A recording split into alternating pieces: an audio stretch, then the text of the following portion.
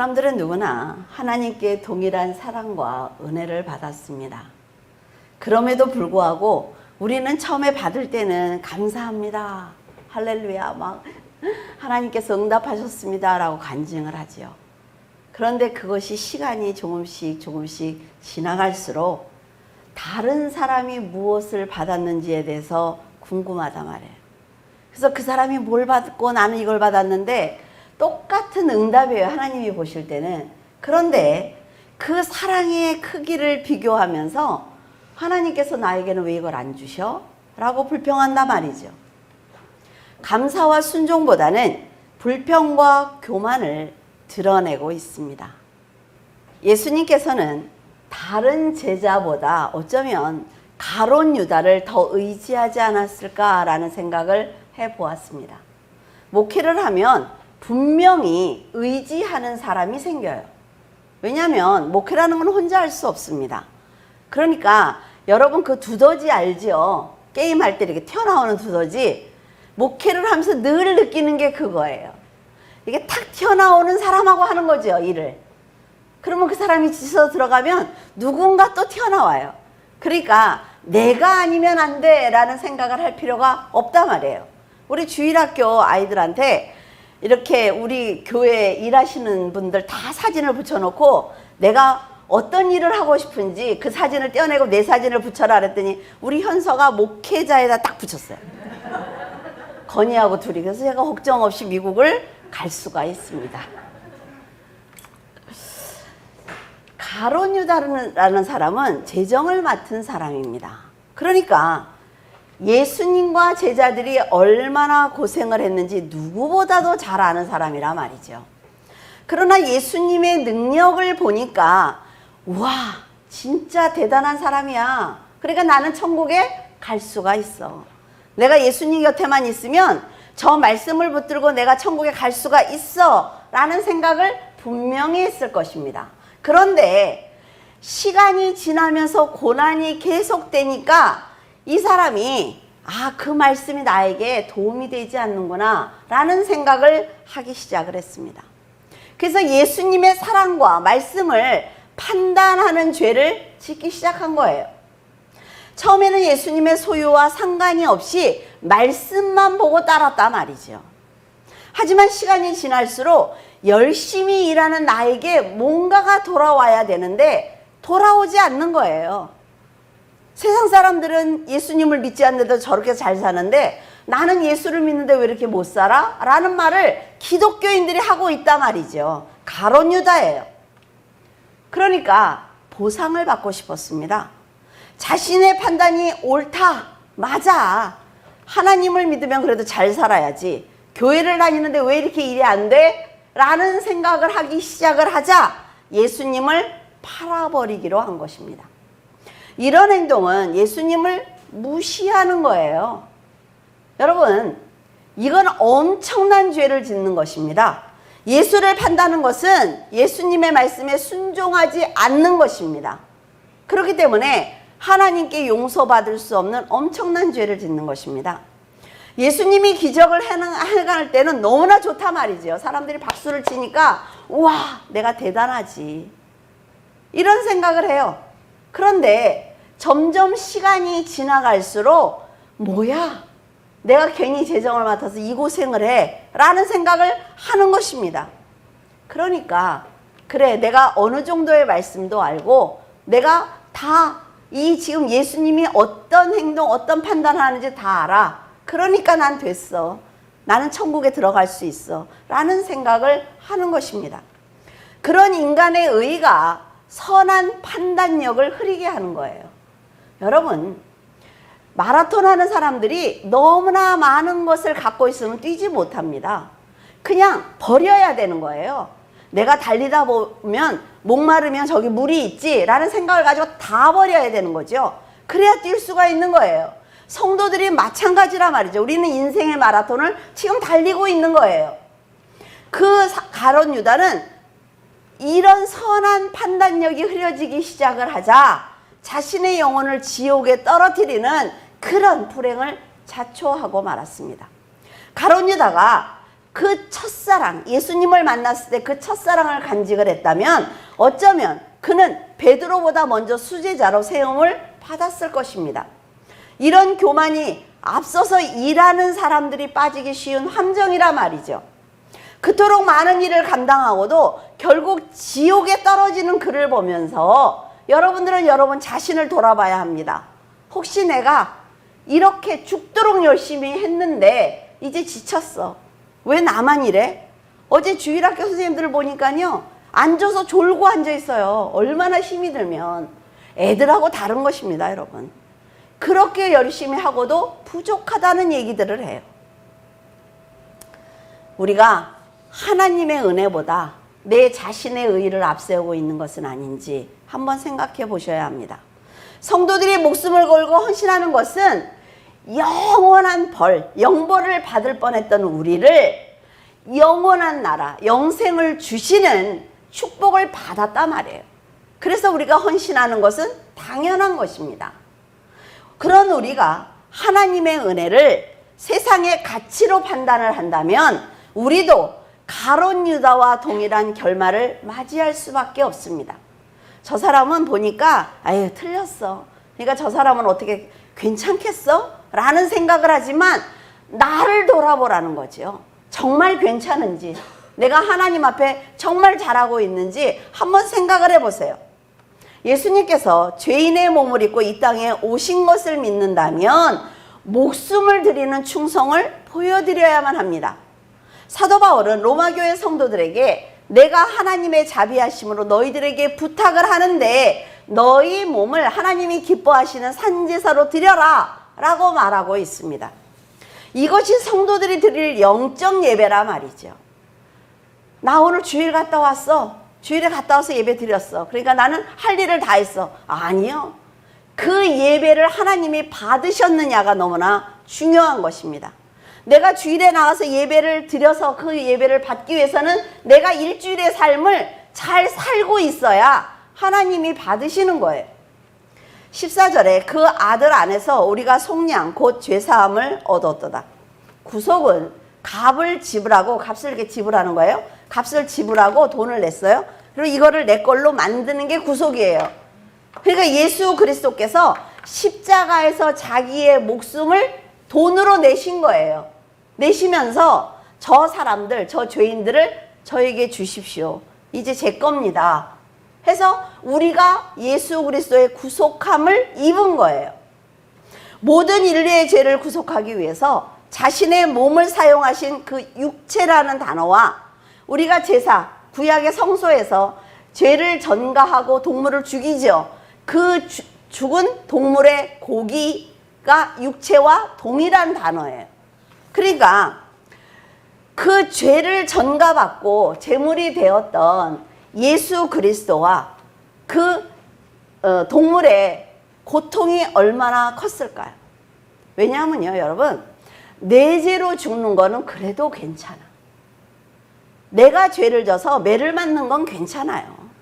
그런데 다른 사람 때문에 죄가 없는 내가 그 죄를 대신 받는 것은요, 굉장히 고통스럽습니다. 그러니까 온 인류의 죄를 덮어쓰고 십자가를 지신 예수 그리스도의 고통은 이루 말할 수 없다 말이죠. 성소에서 제물이 된 동물들을 보면 예수님께서 왜 인간의 몸을 입고 이 땅에 오셔야만 했는지 우리가 알 수가 있습니다. 죄를 전가받은 그 동물의 피가 필요하잖아요. 그렇죠? 그래서 예수 그리스도의 피가 필요한 것입니다. 동물들은 사람이 죄를 지을 때마다 반복해서 죽어야 했어요. 자, 내가 뭘 거짓말을 했어요. 하나님 앞에 죄송합니다. 그러고 이제 이렇게 염소를 끌고 갔어요. 죽였어요. 돌아왔어. 근데 아내한테 화를 내고 막 집안을 다 때려 부셨어. 그럼 어떻게 해요? 또 가야 돼요. 또 가야 돼. 그러니까 동물들이 계속 반복해서 죽을 수밖에 없단 말이죠.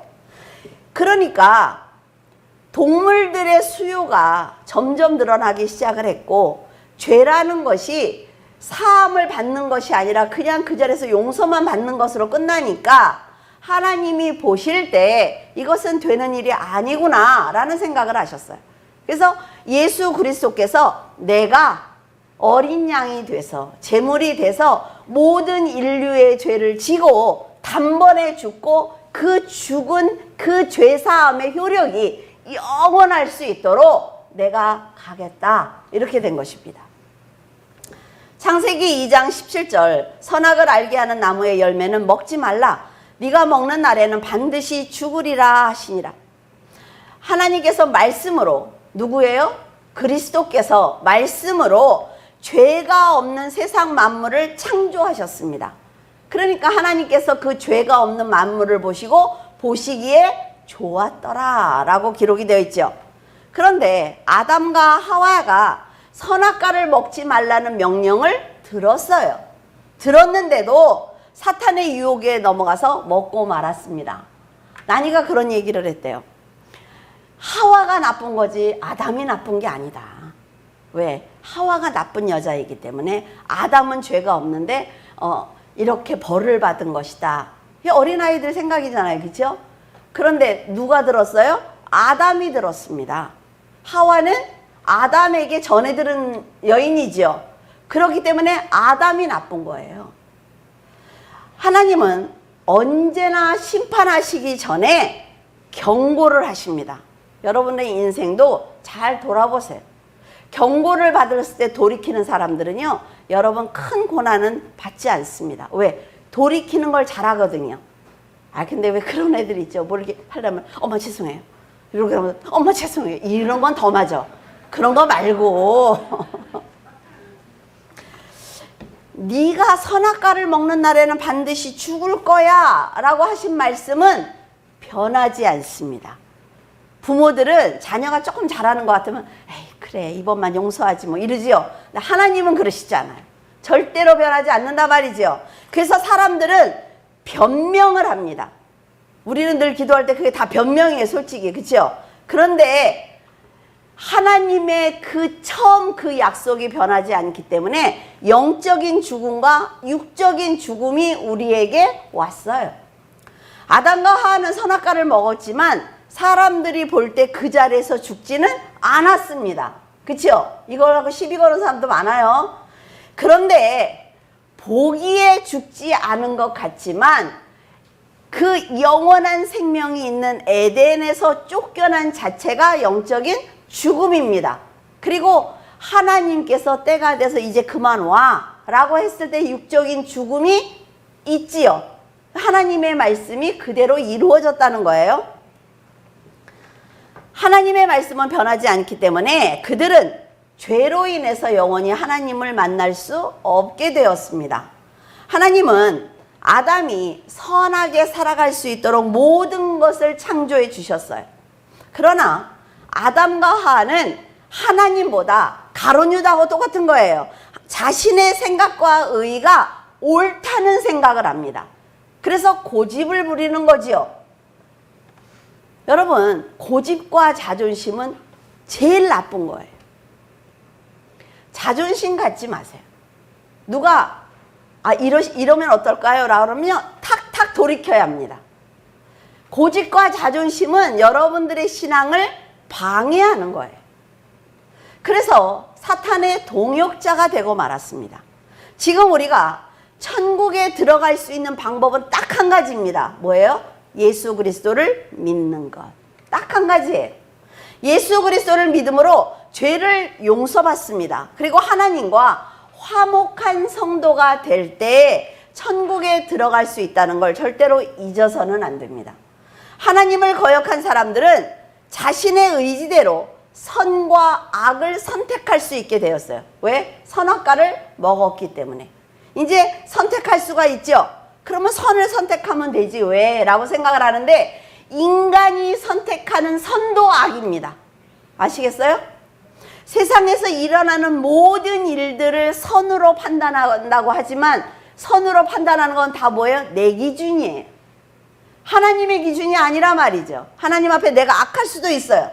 하나님의 말씀보다 자신의 의가 강해질 때 판단할 수 있는 죄를 짓는 것입니다. 그래서 인간이 판단하는 모든 선은 악입니다. 성도들은 세상 사람들이 지옥에 간다 나는 교회 다니니까 지옥에 안 가 라고 생각을 하는데, 문제가 뭐냐면 성경은 세상에 있는 사람들의 얘기가 아닙니다. 보면 다 교회 다니고 하나님을 믿는 사람들의 얘기예요. 그 사람들이 하나님을 배신하고 하나님을 떠나고 거짓말해서 하나님과 멀어지는 얘기입니다. 아시겠어요? 그래서 성경을 보면 성도들이 어떻게 살아야 되는지 그 기준을 알 수가 있는 거예요. 그래서 믿음이 변질이 되면, 아, 내가 이렇게 사울왕처럼 이런 행동을 했네 라는 고백을 할 수가 있단 말이죠. 요한복음 10장 11절, 나는 선한 목자라. 선한 목자는 양들을 위하여 목숨을 버리거니와. 이 세상에 선하신 분, 죄가 없는 분은 단 한 분, 예수 그리스도입니다. 인간이 만든 윤리를 가지고 선과 악을 판단해서는 안 된단 말이죠. 자, 선한 하나님이 하나님의 기준을 줬어요, 우리에게. 이게 법입니다, 여러분. 근데 사람들이 모든 윤리와 도덕을 근거로 해서 법을 만들었어요. 그러면 하나님이 보실 때 그거는 초등학문과 같은 거예요. 근데 이렇게 차원 높은 하나님의 법을 지키는 사람들이 세상의 그 초등학문과 같은 그 법도 지키지 않는다면 어떻게 돼요? 하나님의 자녀가 아닙니다. 그래서 여러분이 세상의 법도 지켜야 되는 거예요. 세상에 이 기준을 가지고 선과 악을 판단하는 사람들은 절대로 하나님의 차원 높은 그 지혜를 이해할 수 없습니다. 그래서 여러분들에게 말씀드리죠. 공부를 잘하고 싶거든, 세상에서 정말 뛰어난 사람이 되고 싶거든, 성경을 읽으시라고 말씀드렸어요. 선악과를 먹은 사람들은 사탄이 조종하는 대로 판단하는 것입니다. 사탄이 알려주는 이 몸과 이 흙으로 만들었잖아요. 이 몸과 같은 사고를 가진 사탄의 말을 듣는 거예요.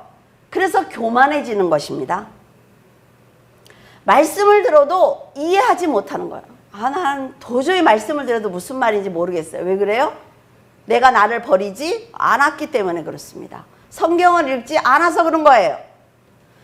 그러면 돌이킬 수 없습니다. 강팍해져요. 그런 인생을 살 수밖에 없다는 거죠. 뭔가 막 충만해서 열심히 해서 됐다 이제. 그러면 어때요? 다시 그 자리에 가서 앉아있어. 왜? 교만해진 거예요. 그런데 정말 제가 목회를 하면서 느끼는 것이 있습니다. 뭐냐면 교만한 사람은 자기가 교만하다는 걸 모릅니다. 왜? 내가 생각했을 때 나도 지금까지 이 나이까지 살았거든. 나도 몇십 년을 교회 일을 했거든. 그래서 자신이 교만하다는 걸 절대로 알지 못합니다. 늘 이유가 있어요.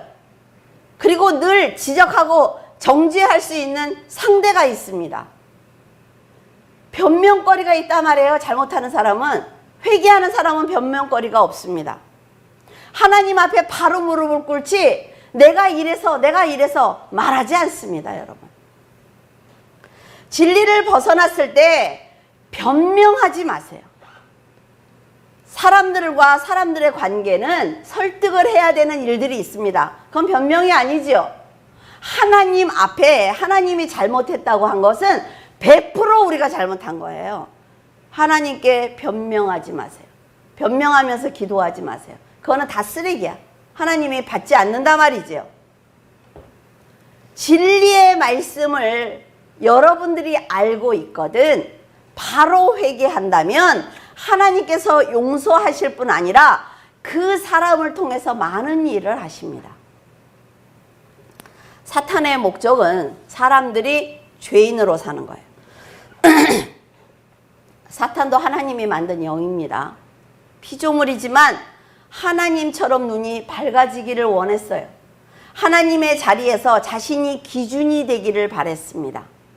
그러나 그들은 하나님의 상대가 되지 않는단 말이죠. 사탄은. 어저께 그것이 알고 싶단가요? 저 그거를 어떻게 우연히 보게 됐는데 그 점쟁이가 하는 말대로 하다가 살인도 하고 그 다모에 내가 잘 살고 싶어서 시작된 거예요. 세상에서 잘 살고 싶어서. 여러분, 정말 여러분 앞에 귀신이 만약에 서 있어요? 그래도 하나님의 상대가 되지 않습니다. 그 귀신은. 여러분은 하나님의 자녀라 말이죠. 내 안에 성령이 계세요. 두려워하지 말라는 거죠. 귀신이 무서워가지고 아무것도 못해.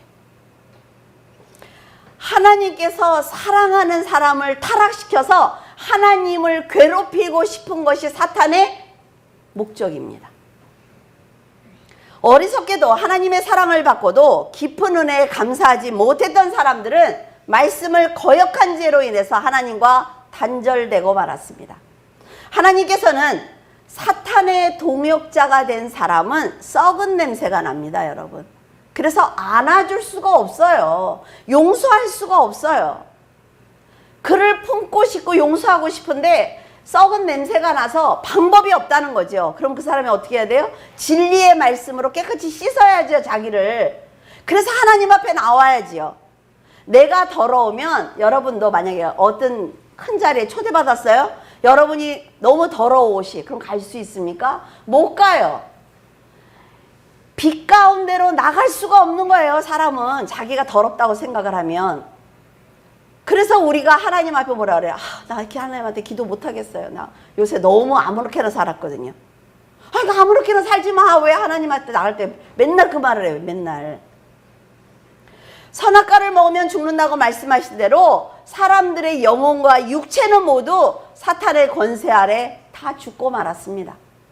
이제 그들을 다시 살려서 천국으로 인도하기 위해서는 특단의 조치가 필요한 거예요, 하나님 입장에서.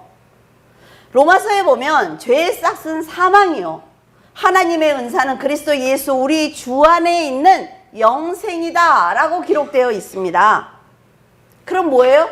십자가에서 죽어야만 하나님의, 예수 그리스도의 온전한 것이 될 수가 있어 라는 얘기입니다. 영혼을 살리고 영생을 주는 방법은 선악과를 먹으면 죽어 라고 그리스도가 말씀하셨죠. 말씀으로 창조하신 분이 예수님이잖아요.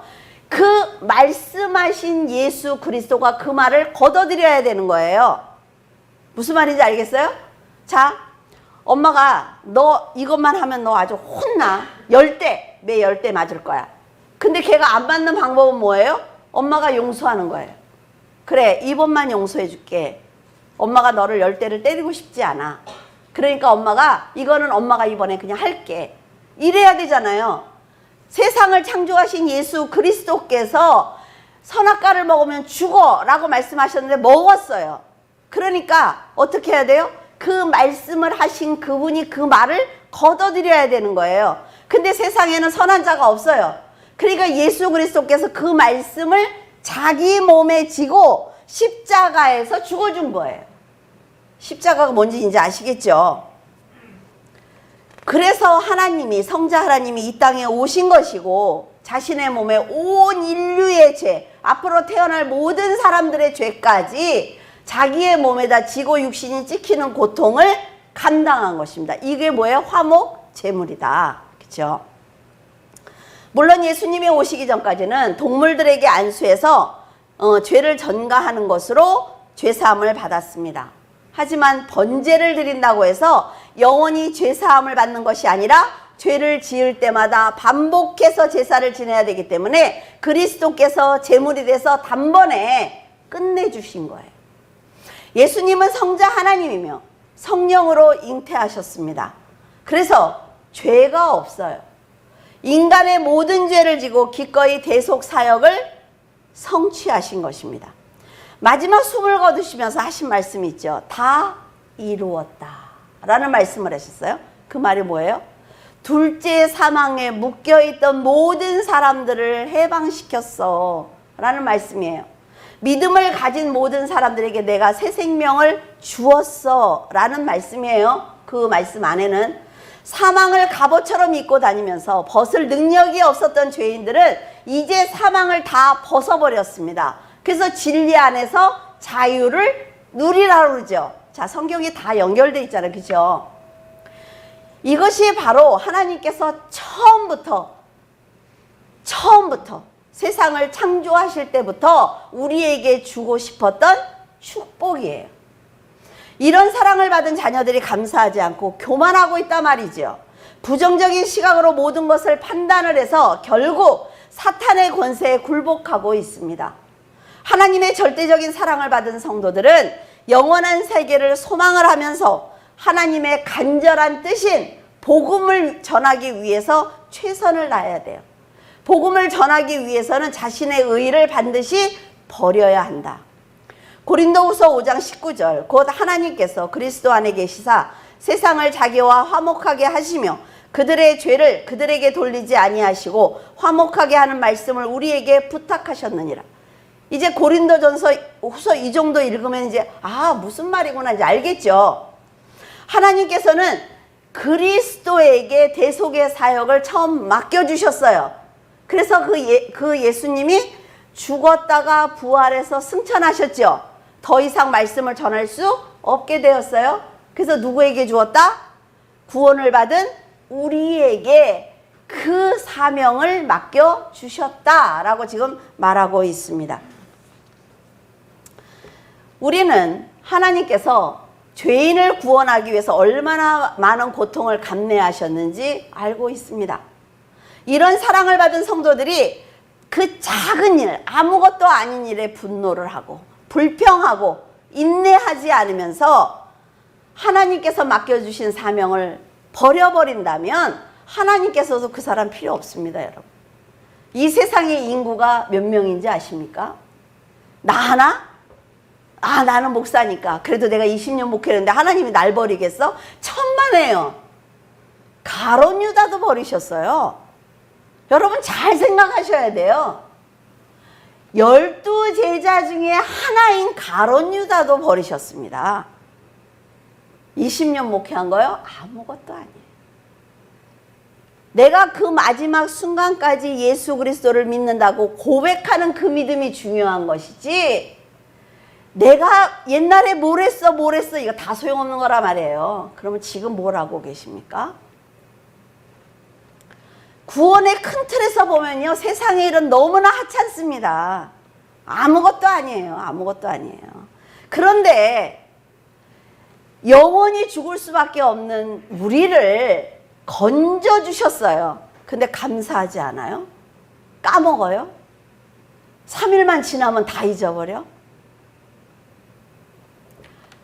그러면 결국 사탄의 말을 들을 수밖에 없습니다. 왜? 사탄의 말은요, 나하고 기가 막히게 맞거든요. 내 가려운 데를 얼마나 잘 긁어주는 줄 알아요, 사탄이? 그리스도처럼 하나님의 뜻을 아는 성도들은 헛되고 헛된 이 세상과 자신을 믿으면 안 됩니다. 그리스도께서 어떤 말씀을 하셨고 내가 어떻게 살기를 원하시는지 그걸 보면 되는 거예요. 요한복음 1장 3절에서 4절 만물이 그로 말미암아 지은 바 되었으니 지은 것이 하나도 그가 없이는 된 것이 없느니라. 그 안에 생명이 있었으니 이는 생명은 사람들의 빛이라. 사람들의 빛이 누구예요? 예수 그리스도. 하늘과 땅, 그리고 땅에 있는 모든 식물과 동물들까지, 그리고 우리처럼 사람까지 그리스도의 말씀으로 창조가 되었습니다. 그리고 세상에 보면 어때요? 씨를 뿌리면 싹이 나지요. 모두가 생명이 있어요. 예수 그리스도는 생명 그 자체입니다. 그렇기 때문에 피조물들이 다 생명을 가지고 있는 거예요. 또한 보이지 않는 것들, 그러니까 영의 세계와 천사의 세계, 그리고 보좌와 정권과 권세들까지 모두 하나님께서 주관하고 계십니다.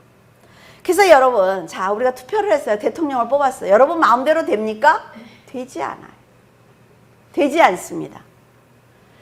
내가 원하는 대로 이 나라가 굴러가지 않는단 말이에요. 그러면 기독교인들은 해야 되는 일이 뭐예요? 복음을 전하는 거예요. 세상이 정말 악하게 막 돌아가네? 세상에 끝이 오네? 그럼 우리가 하는 일이 뭐예요? 더 급해, 우리는. 복음을 전해야지요. 사도 바울은 하나님께서 이 모든 것을 창조하신 이유는 바로 하나님 자신을 위해서 창조했다라고 말하고 있습니다.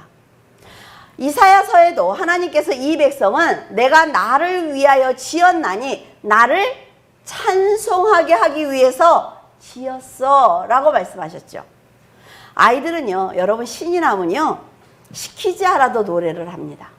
가만히 놔둬도 빨리 자라고 소리를 지를 정도로 노래를 하죠. 애들은. 하나님이 얼마나 좋은 분인지, 하나님을 섬기는 것이 지금 내가 얼마나 복된 것인지 알면요 찬송을 하게 되어 있습니다. 하나님이 그렇게 만드셨어요. 여러분의 입에서 찬송이 없는 거 뭐예요? 감사가 없는 것입니다. 창조의 목적이 성도들의 찬송을 듣기 위한 것이라면 우리는 하나님께 영광을 돌리며 소리 높여 찬양을 해야만 합니다. 며칠 전에 이은주 권사님 기도하러 왔더니 김혜천 집사님하고 이은주 권사님이 두 분이 오셨어요. 그래서 저는 모고양실에 갔다가 인사하려고 왔더니 두 분이 찬송 이렇게 성경책을 들고 그걸 보면서 굉장히 감동을 했습니다. 왜? 하나님이 나의 주인이라는 걸 알면요 찬송하게 되어 있습니다. 말씀을 읽게 돼 있어요. 사람은 그렇게 만드셨어요. 우리의 목소리로 찬송을 드리는 게 굉장히 중요합니다. 왜? 영권을 가질 수가 있어요. 여러분 늘 얘기하죠. 찬송을 하면 영권을 갖습니다. 사탄이 무섭지 않아요. 그런데 우리가 선하게 기독교인으로 성도로 살아가는 것도 하나님이 보실 때는 찬송입니다.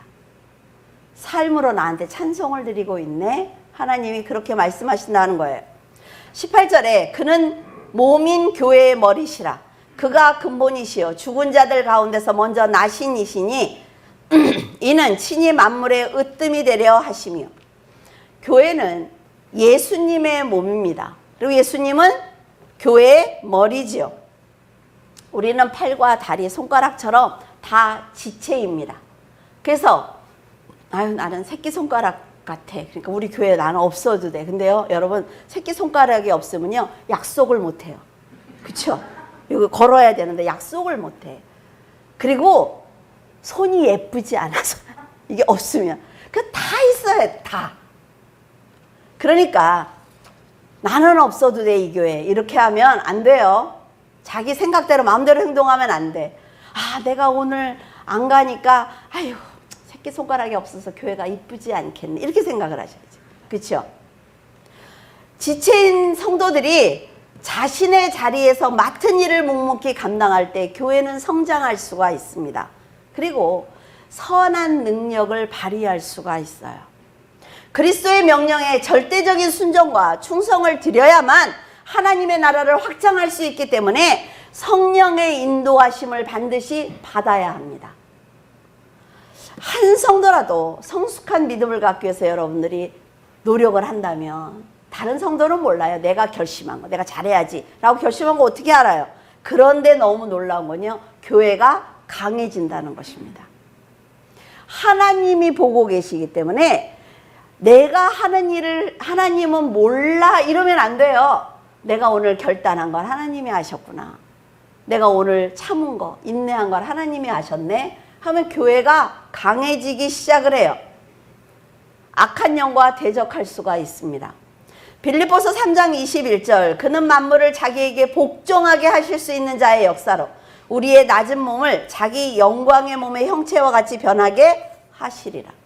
어떻게 한다고요? 우리의 몸을 변하게 해서 천국 백성으로 만들어 주신대요. 예수님께서 죽은 나사로를 살리셨습니다. 그런데 우리는 나사로가 사는 걸 부활이다 이렇게 얘기하지 않습니다. 왜냐하면 그는 때가 되니까 또 죽었어요. 그죠? 그래서 관 속에 들어갔어요. 그래서 우리는 그 사람이 부활했다, 나사로가 부활했네 라고 말하지 않는다 말이죠. 예수님께서 천사들의 호의를 받고 승천하셔서 보좌에 앉으신 것처럼 성도들도 변화받은 몸으로 영광의 부활을 하게 되면 하나님의 나라에 입성하게 될 것입니다. 그때는 우리의 몸이 지금 이런 몸이 아니라고 그랬어요. 걱정하지 마. 걱정하지 마. 내가 몸매가 이런데 괜찮아, 괜찮아. 천국에 가면은 다 예뻐, 예뻐. 다 예뻐. 가보진 않았어야지. 가진 않았어. 근데 그럴 것 같아. 다 잘생기고 뭐 이럴 것 같아요. 우리의 인생 중에 가장 예쁠 때의 모습이 아닐까? 저는 그런 생각을 해요. 그래서 여러분들이 가장 예쁜 때 모습을 갖고 다니세요. 사진을. 하나님 이렇게 부활하게 해주세요. 이렇게 하면은 귀엽지 않을까요? 매는 맞을지언정. 예수님께서 화목제물이 되어주신 것은 이렇게 창조의 역사와 부활 그리고 마지막 심판까지 다 연결이 되어 있습니다. 창세기에서 요한계시록까지 66권이 쫙 연결이 됐어요. 믿음으로, 그리고 언약으로, 그리고 예수 그리스도로, 그 다음에 성취로. 그래서 여러분들이 66권 중에 한 권을 읽다가 한 절을 은혜를 받으면 66개가 쫙 떠올라요. 그걸 환상으로 보셔야죠. 얼마나 놀라운 은혜인지. 야, 이게 다 연결돼 있구나 라는 거를 깨닫게 된단 말이죠. 예수님의 부활이 없으면 기독교는 끝까지 가지 못합니다. 이단들이 만든 종교와 똑같아져요. 근데 기독교는 하루아침에 만들어진 종교가 아니라 스스로 계신 하나님께서 계획하시고 실행하신 역사입니다. 그래서 절대로 변질되거나 실패하지 않습니다. 여러분들이 믿고 있는 그 하나님이 기가 막힌 분이라니까요. 내 인생은 끝났어. 나는 안 돼. 나는 안 돼. 이거 왜? 자기가 안 되는 거지. 하나님은 된다는데. 해보시라고요. 온인류는 하나님의 이름을 높이고 경배하며 받은 생명에 감사하면서 찬양을 드리는 성도가 되어야만 합니다. 날마다 자신을 쳐서 복종하며 믿음을 지키기 위해서 최선을 다했던 그 사도 바울은 골로새 교회 성도들에게 나처럼 그리스도만 믿어봐 라고 말하고 있어요. 여러분도 하나님의 형상대로 지음을 받았습니다. 그래서 하나님을 찬송하고 높이고 영광을 돌리는 성도로 지음을 받았단 말이에요. 전도하고 봉사하는 것이 우리는 희생이라고 말합니다. 내가 오늘 가서 교회 가서 청소했거든. 아, 내가 시간 냈잖아 라고 얘기를 하지만 그것은 하나님과 내가 화목해지는 방법입니다. 그리고 자신의 구원을 이루는 감사의 모습이에요. 우리가 전에는 세상을 위해서 살았습니다. 태어나서 예수님 아는 사람이 있습니까? 없어요. 태어나서는 다 사단의 종이에요. 살아가면서 부모에게, 친구에게, 그 누군가에게 복음을 듣는 거지요. 그런데 우리는 그때는 몰랐단 말이에요. 근데 이제는 예수님이 왜 고통을 당하는지 압니다. 그렇다면 천국 백성답게 경건하게 살아야 되는 것 아닙니까? 교회 올 때만 교인이면 하나님도 필요 없다고 말씀하세요. 24절에 나는 이제 너희를 위하여 받는 괴로움을 기뻐하고, 굉장히 중요한 얘기라고 했어요. 그리스도의 남은 고난을 그의 몸된 교회를 위하여 어디다 채웠다? 내 육체에 채웠다. 여러분 이 얘기를요, 이 글을 읽을 때는 통곡을 해야 되는 거예요. 이런 믿음을 어떻게 가질 수 있지? 라는 생각을 해야 된단 말이에요. 바울은 복음 때문에 지금 핍박을 받고 있습니다. 그런데 내가 지금 핍박을 받고 있지만 이건 전적인 내 선택이야. 왜? 예수 그리스도께서 하신 일들 이제 승천하셔서 이 땅에 있는 모든 사명을 우리에게 맡겨주신 그것을 내가 교회를 위해서 내 몸에 채우려고 해. 내 몸으로 헌신하려고 해. 이 얘기입니다, 여러분. 그는 자기가 이방인의 사도로 부름을 받았을 때 하나님께 제가 제 몸으로 제가 갖고 있는 지혜로 하나님 앞에 헌신하겠습니다 라고 서약을 했어요. 이 말을 하는 것을 보면 복음을 전하는 게 얼마나 힘들면 내 목숨을 다해서 하겠습니다 라고 서원을 하겠습니까, 여러분? 그런데 바울은 다 알아요. 이 길이 얼마나 힘든지 다 압니다. 그럼에도 불구하고 고난의 길을 택한 것입니다. 고린도후서 11장에 보면 바울은 40대에서 하나 감한 매를 5번이나 맞았습니다. 3번 태장을 맞았어요. 수많은 고난과 환난과 정말 죽을 뻔한 일이 너무나 많지요.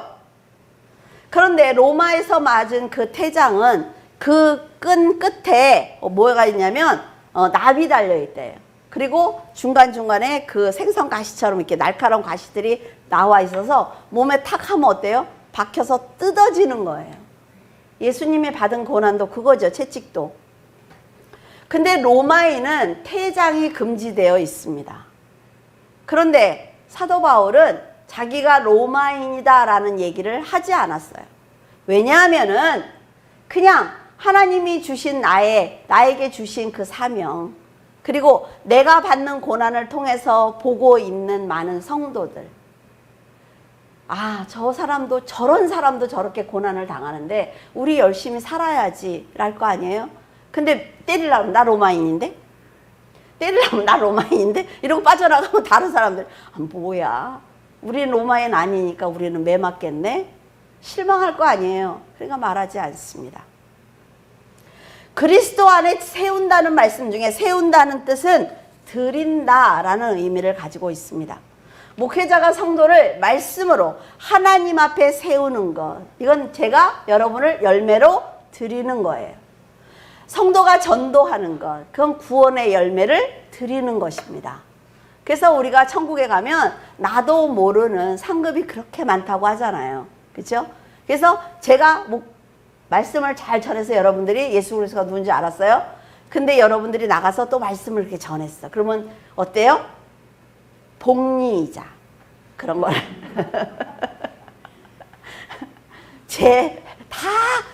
다 내 거야. 다 상급이. 여러분들 것이기도 해. 또 삐져가지고 또 전도 안 할라. 하나님은 후하시기 때문에 다 주시는 거예요. 하나님을 영접한 사람들은 법적으로 완전히 사망에서 해방되었습니다. 죽을까 봐 걱정하지 마세요. 바울은 하나님의 자녀가 된 골로새 교회 성도들이 낙심하지 않고 힘과 위로가 되시는 하나님을 의지하면서 하나님께서 받으실 귀한 열매가 되기를 원했습니다. 하나님의 자녀가 되시는 여러분, 얼마나 멋있는 말이에요. 그렇죠?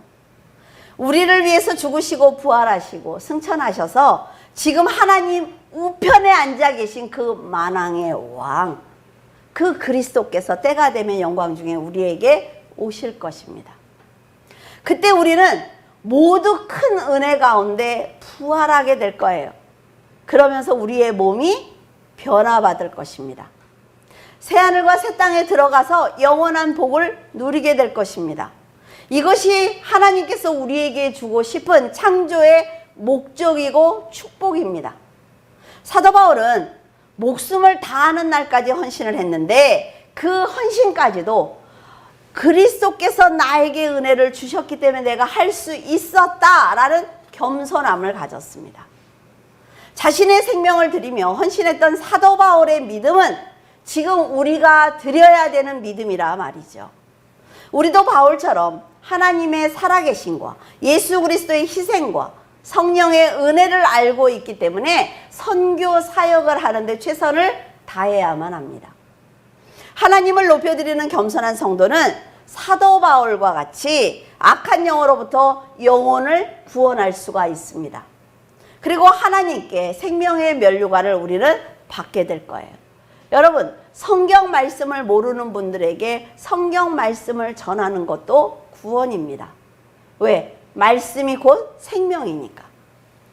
그 영광은 인간의 말로 다 할 수가 없는 거룩한 상급이라 말이죠. 세상의 욕심을 버리고 우리가 살아간다면 하나님과 함께 영원히 살 수 있습니다. 여러분은 가룟 유다처럼 죽도록 일하고 버림을 받는 어리석은 자가 되지 않기를 바라요. 자, 물줄기 교회가 20년이 되기까지 얼마나 많은 분들이 헌신했겠어요. 그렇죠? 정말 너무나 많은 분들이 일했어요. 근데 그분들이 어때요? 말씀을 사랑하지 않아요. 그러니까 버리고 나갔어요. 너무 안타깝죠?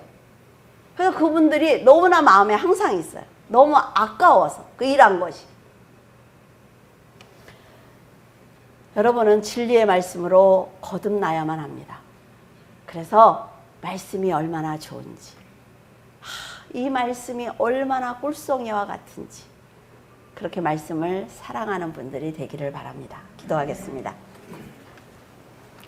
그리스도의 지혜로 살게 하신 하나님께 감사를 드립니다.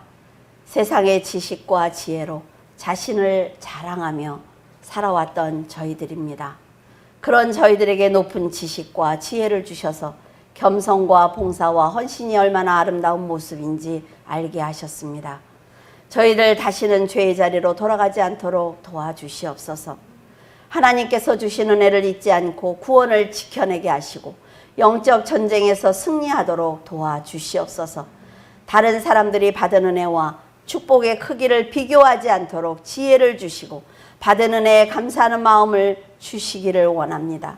세상을 살다 보면 사탄의 유혹을 받기도 하고 감당하기 힘든 고난을 당하기도 할 것입니다. 하지만 하나님께서 함께 동행하신다는 것을 잊지 않고 하나님의 나라와 교회를 위해서 성령 충만할 수 있도록 도와주시옵소서. 하나님께서 인도하시니 저희들 진리의 길을 가겠습니다. 하나님께서 축복하시니 저희들 세상을 향해 당당히 외치겠습니다. 하나님께서 약속해 주셨으니 저희들 약속을 믿고 구원을 지켜내겠습니다. 하나님 사랑합니다. 어리석지만 게으르고 미련하지만 하나님을 사랑하는 마음을 보시고 결승선을 통과할 수 있도록 도와주시옵소서. 이은주 권사님이 힘을 내어 고난을 바람처럼 흘려보내게 하시고 하나님의 이름을 높이며 활짝 웃는 얼굴을 볼 수 있게 도와주시옵소서. 하나님께서 하시니 저희들 염려하지 않습니다. 수술이 진행되는 동안 하나님의 손길이 함께 하시고 모든 순간을 주님께서 지켜주시옵소서. 감사드리며 예수 그리스도 이름으로 기도드립니다. 아멘.